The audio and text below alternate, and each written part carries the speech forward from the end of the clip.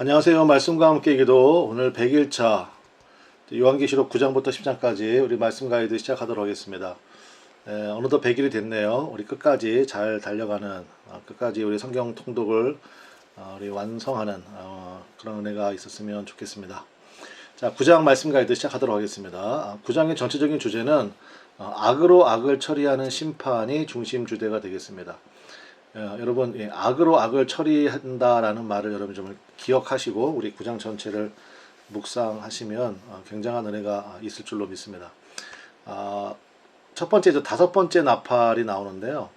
앞서 말씀드린 것처럼 성도에게는 미치지 않는 재앙이라는 것이 가장 큰 특징이 되겠습니다. 1절 말씀 보면 다섯째 천사가 나팔을 불매 내가 보니 하늘에서 땅에 떨어진 별 하나가 있는데 그가 무저갱의 열쇠를 받았더라. 하늘에서 땅에 떨어진 별 하나, 이사야서 14장 2절을 배경으로 합니다. 이사야서 14장 2절에 보면 여러분 한번 좀 들어보셨을 텐데요. 너 아침의 아들 계명성이요 해가지고 요 하늘에서 땅에 떨어진 그 이야기가 나옵니다. 요 계명성이라는 말이 라틴어로 루시퍼예요. 여러분 들어보셨죠? 루시퍼. 그러니까 즉 사탄을 의미한다라는 것입니다. 그리고 그 사탄이 여러 제끼 무저갱, 이제 한자어잖아요. 그러니까 끝이 없는 동굴이라는 뜻이 되겠는데 이제 아비소스라고 불러요. 헬라어로는 원문에는 아비소스라고 되어 있습니다. 그러니까 그 무저갱의 문을 열었는데 그리고 그 문에서 뭐가 올라오느냐? 황충들이 올라온다라는. 황충이 이제 메뚜기 떼잖아요. 메뚜기 떼. 그래서 이제 2절 3절의 말씀에 보면 이제 뭐 큰 화덕에 연기 같은 것이 올라오고 거기서 또 황충이 또 올라오고 이런 말씀이 나옵니다. 그러니까 한마디로 얘기하면 보십시오. 위에서 떨어지고 밑에서 올라오는 그런 이미지가 이제 있죠. 그럼 그런 이것들이 왜 활동을 하느냐? 1절에 보니까 열쇠를 받았더라의 받았더라라는 단어하고 그다음에 3절에 또 권세를 받았더라라는 그 받았더라가 있는데 이게 전부 다 신적 수동태입니다. 앞서 말씀드린 것처럼 헬라어 문법에서 그러니까 신약 성경 원문이 헬라어잖아요. 헬라어 문법에서 특별히 요한계시록에서 이 신적 수동태가 굉장히 중요합니다. 그게 무슨 얘기냐면은 비록 사탄이 활동을 한다 할지라도 뭡니까? 하나님의 통제 아래 있다라는 것을 강력히 시사해 준다라는 것입니다. 그러니까 하나님이 열쇠를 주시니까 받은 거고요. 하나님이 권세를 주시니까 받은 거예요. 그러면 그렇게 권세를 주시고 열쇠를 주신 이유가 뭐겠습니까? 4절에 나옵니다. 4절에 보니까 그들에게 이르시되 하나님께서 말씀하시는 거죠. 땅의 풀이나 푸른 것이나 각종 수목은 해하지 말고 오직 이마에 하나님의 인치심을 받지 아니한 사람들만 해하라 하시더라. 그 한자 그 사자성어 중에 EJ라는 말이 있습니다.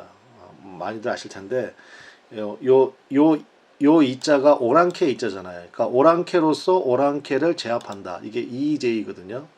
그러니까 한마디로 9장 전체의 내용은 뭐냐면 사탄의 세력으로 사탄에게 속한 자들을 심판하신다라는 것입니다. 하늘에서 땅에 떨어진 별, 사탄이죠. 그 사탄이 사탄들의 소굴인 무저갱의 열쇠를 받아서 열었어. 거기에서 황충들, 그러니까 메뚜기 떼가 쫙 올라와서 하나님의 인침을 받지 아니한 사람들만 해야 하는 거죠. 그러니까 사탄의 왕국이 이렇게 무너지고 있는 것을 보여주는 것입니다. 그러니까 여러분 요한계시록 읽으면서 예수 믿는 사람들이 막 두려워할 필요가 전혀 없죠. 오히려 진짜 무슨 뭐라 그럴까요? 뭐 어벤져스 같은 막 그런 영화, 마블 영화 같은 거 보면서 막 통쾌하잖아요. 저는 그런 액션 영화 좋아하거든요. 권선징악이잖아요. 그죠? 마침내 선이 승리하지 않습니까? 요한계시록이 좀 그런 것 같아요. 그러니까 저는 그런 영화들을 볼 때마다 다 그 성경의 이미지를 차용해 왔구나 이런 것들을 많이 느끼거든요. 볼 때마다. 좀 9장이 대표적인 것 같습니다. 또 5절 말씀에 보면 그러나 그들을 죽이지는 못하게 하시고 5달 동안 괴롭게만 하게 하시는데 그 괴롭게 함은 정갈이 사람을 쏠 때 괴롭게 함과 같더라 이렇게 됐습니다. 자, 황충이 아까 메뚜기라고 말씀드렸죠. 그 메뚜기 떼가 막 사람들을 굉장히 괴롭게 하는 거죠. 뭐 정갈에게 쏘여본 경험은 아마 거의 없으실 텐데 근데 우리가 대충 들어서 알고는 있잖아요. 굉장히 뭐 괴롭다, 아프다 그렇지 않습니까? 근데 이 황충 메뚜기 심판은요. 요에서 1장부터 3장이 그 배경입니다. 그래서 이게 두 가지 의미가 가능한데 죽이지는 못하게 하시고 5달 동안만 괴롭게 하신다. 그러니까 회개할 기회를 주신다. 이렇게도 해석이 가능하겠지만 또 하나의 의미는 뭐냐면 요 황충이요. 원래가 5달밖에는 살지를 못한대요. 3월부터 8월까지가. 그러니까 뭐예요? 피해를 입힐 수 있는 최대의 시간이라는 것입니다. 여러분 그거 아시죠?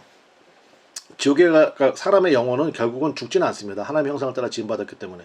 근데 영원히 천국에서 주님과 행복하게 사느냐 아니면 지옥에서 영원한 고통 가운데 사느냐 이거 아니에요? 그러니까 죽진 않잖아요. 그러니까 이 땅 가운데도 마지막 때 하나님께서 그걸 한번 보여주시는 거죠. 그리고 회개할 기회를 주신다. 저는 이것도 약간 의미가 맞는 것 같습니다. 한 영혼이라도 돌아오기를 바라시는 하나님의 마음이니까. 그리고 11절 한번 들어가겠습니다. 11절 가면은 그들에게 왕이 있으니 무저갱의 사자라. 히브리어는 그 이름이 아바돈이요 헬라어로는 그 이름이 아볼로온이더라. 1절에 나오는 하늘에서 땅에 떨어진 별의 정체가 아주 명명백백하게 밝혀지고 있습니다. 무저갱의 사자라고 소개되고 있는데 그 이름이 뭐라고요? 아바돈 혹은 아볼론. 그러니까 히브리어로 읽으면 아바돈, 헬라어로 읽으면 아볼론. 뜻은 둘 다 파괴자라는 뜻입니다. 이건 일종의 이제 워드 플레이가 좀 들어있어요. 그러니까 말장난이라고 이제 우리가 번역할 수 있는데 아폴로로도 읽을 수 있습니다. 아폴로. 그러니까 아폴로가 뭐냐면 메뚜기를 숭배하는 헬라 신들 중에 하나예요. 그러니까 우리나라는 뭐 메뚜기 재앙 이런 걸 경험해 본 적이 거의 없지만 중동 지역에서는 메뚜기 재앙이 가끔 여러분 뉴스 보시면 아시죠? 그래가지고 예전부터 많았나 봐요. 그래서 그 메뚜기를 달래기 위한 그런 헬라 신들이 있었어요. 그게 아폴로입니다. 또 그 당시 황제인 도미티안 황제가 스스로를 가리켜서 나는 아폴로의 성육신이다라고 이야기를 했다고요. 요한계시록을 기록할 그 당시의 황제가 도미티안이잖아요. 그러니까 기독교의 가장 극심한 박해를 안겼던 황제이기도 하거든요. 그러니까 이걸 다 여러 가지 의미로 해석할 수가 있겠습니다. 어쨌든 악으로 악을 제압하고 있는 그러니까 우리 입장에서는 굉장히 신나는 말씀이 9장이 되겠습니다. 자, 두 번째, 여섯 번째 나팔 12절부터 21절까지인데 자, 처음 4개의 나팔은 자연계를 집중적으로 심판했고요. 그 다음에 다섯 번째 나팔은 앞서 살펴본 것처럼 사탄의 세력을 통한 악한 자들의 심판이었고 여섯 번째는 이제 전쟁 이야기가 좀 두드러집니다. 그래서 14절에 보니까 나팔 가진 여섯째 천사에게 말하기를 큰 강 유브라데에 결박한 네 천사를 놓아주라 하매. 여기서 4명의 천사입니다. 그러니까 너의 천사가 아니라 4명의 천사를 놓아주라. 하나님이 이렇게 선포하셨다고요. 근데 여러분 유브라데 강은 이스라엘 입장에서는 가장 두려운 곳입니다. 우리가 이제 뭐 옛날에 6.25 전쟁 때 뭐 압록강 중공군 밀려오고 막 이런 거 있잖아요. 그 비슷한 개념이에요. 그 유브라데 강은 이스라엘 입장에서 가장 두려운 것인데 그 아수르나 바벨론이나 페르시아가 이스라엘을 침략하려면 반드시 이제 유브라데 강을 건너야 됐습니다. 그래서 유브라데 강을 얘기할 때는 심판이 임박했다. 그런 의미로 많이 쓰이거든요. 15절에 보니까 네 천사가 놓였으니 그들은 그 연월 일시에 이르러 사람 3분의 1을 죽이기로 준비된 자들이더라. 여기 놓였다는 말이 엘루세산인데 이것도 마찬가지예요. 신적 수동태. 그러니까 연월 일시에 이르러. 그러니까 뭡니까? 하나님의 완벽한 계획 속에서 심판이 진행되고 있다라는 것을 보여주는 것입니다. 그러니까 우리는 뭐 다시 한번 말씀드리지만 하나님의 통제 아래 있구나. 성도들을 보호하시는구나 라는 거고 16절 마병대의 수는 2만만이니 내가 그들의 수를 들어노라. 자, 마병대의 숫자가 2만만이래요. 2만만이니까 풀었으면 2억이 될 텐데 여러분 그 당시 세계 인구가요 2억이 안 됐습니다. 그런데 어떻게 군대 숫자가 2억이 되겠습니까? 그러니까 이게 무슨 얘기겠습니까? 상상을 초월하는 힘이다 그런 뜻이죠. 그러니까 황충이 바벨론 군대를 상징한다면 마병대는 밝은 색의 갑옷과 투구. 이제 여러분 9장 말씀 이제 묵상해 보시면 이제 그런 이미지가 나오잖아요. 그래가지고 17절, 18절에 이제 그런 이미지가 쭉 나올 텐데 그러니까 이거는 뭐냐면 이거는 이제 그 당시 사람들 읽으면 딱 알아요. 그 당시 로마의 최대적인 파르티아 군대였습니다. 그러니까 파르티아 군대의 모양이에요. 파르티아 마병대의 모양이라고요. 예. 그래서 18절에 보면 불, 연기, 유황 이거 다 지옥의 세력을 가리키는 거거든요. 그래서 결론 20절부터 21절까지 이 재앙에 죽지 않고 남은 사람들은 손으로 행한 일을 회개하지 아니하고 오히려 여러 귀신과 또는 보거나 듣거나 다니거나 하지 못하는 금은 동과 목속의 우상에게 절하고 또 그 살인과 복술과 음행과 도둑질을 뭐하지 않습니까? 회개하지 아니하더라. 여기 나오는 재앙이라는 말이 플레가이스인데 출애굽기에 나오는 10가지 재앙이 있죠. 그 재앙이라는 단어와 똑같은 단어입니다.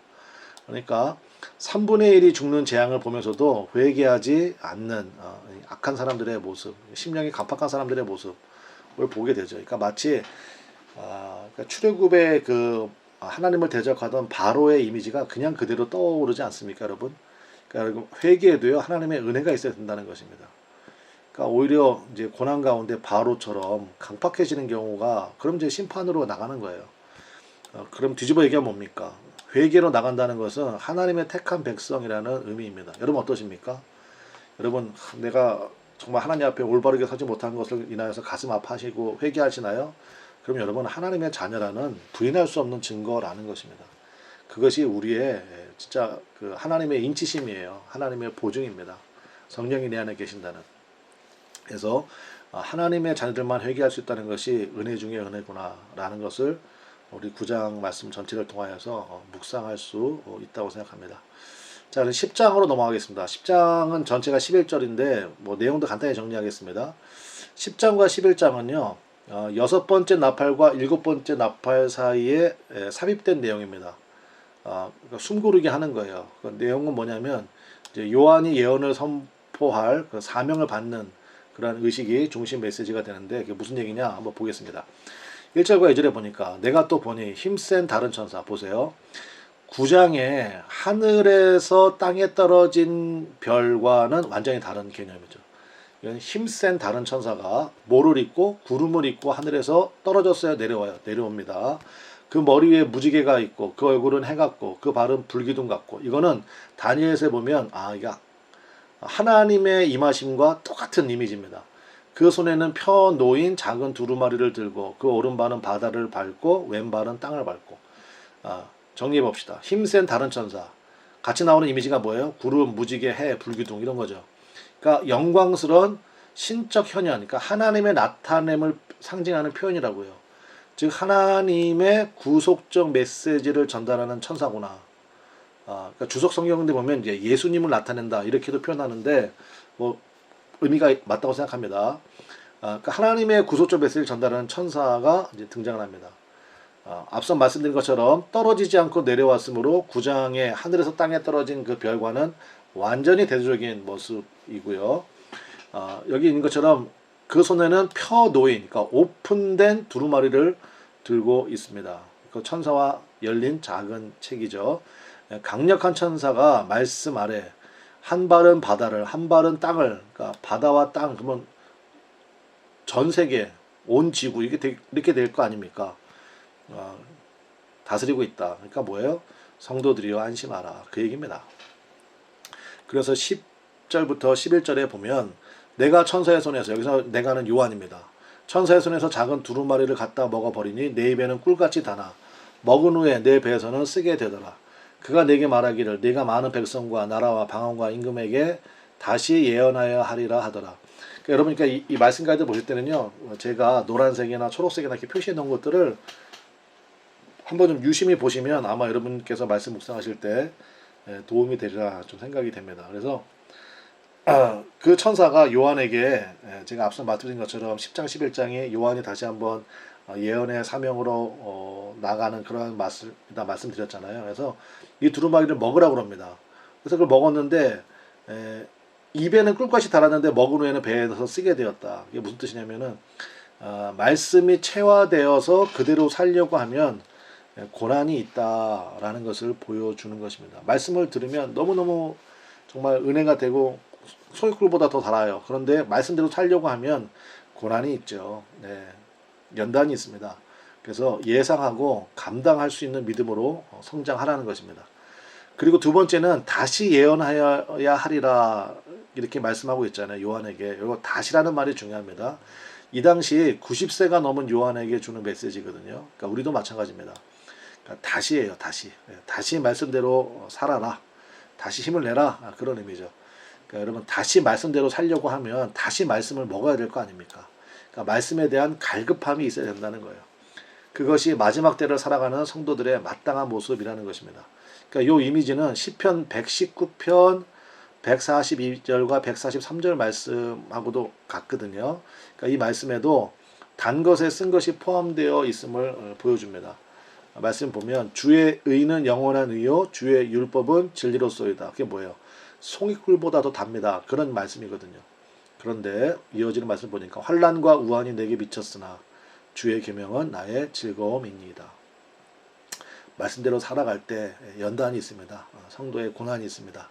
그렇기 때문에 우리는 다시 말씀으로 달면서도 쓰고 쓰지만 결국 즐거움으로 인도하는 하나님 말씀에 대한 신뢰가 우리 내면에 깊게 차오르는 은혜가 있으시기를 바랍니다.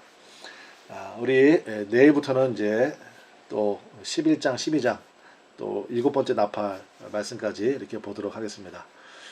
내일 뵙도록 하겠습니다.